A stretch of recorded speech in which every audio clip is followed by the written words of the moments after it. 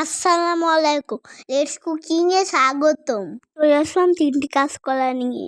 সরিয়ে দিয়ে 2 সাইড কেটে নিব। সুন্দর করে কাটা শেষ। এবার এদের জামা কাপড় খুলে নিব। সেই করে না, পাতলা করে শুকলা ছাড়িয়ে নিব।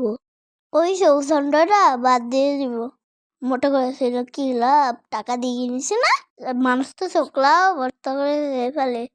জামা কাপড় খুলে সাদা মূল্য হয়ে গেছে। এবার এগুলোকে মোটা মোটা করে ছুরি দিয়ে কেটে নেব। এই না, তোমাদের একটু দেখিয়েও দিলাম কিভাবে কাটতে হবে। বেশি পাতলা হলে কিন্তু মজা লাগবে না। আর কত রান্না করে খাবো। কাঁচকলা গুলো পাতলা করে কাটা হয়ে গেছে। দেখো তো কত সুন্দর লাগতেছে, 3 কোনা 3 কোনা হচ্ছে। এবার এগুলোকে নিয়ে গায়ে হলুদ দিব, লবণ কিন্তু দিইনি। এবার তুলে নিয়ে এসে গায়ের মধ্যে লবণ ছিটিয়ে দিব। ওইদিকে কড়াই কিন্তু তেল গরম হয়ে গেছে। কড়ার মধ্যে দিয়ে নাড়াচাড়া শুরু করলাম। হাইট দিয়ে না কিন্তু, দেখতে দেখতে হয়ে গেছে, তুলে নেব। চাইলে এমন শুধু শুধু কিন্তু খেয়ে নেওয়া যাবে।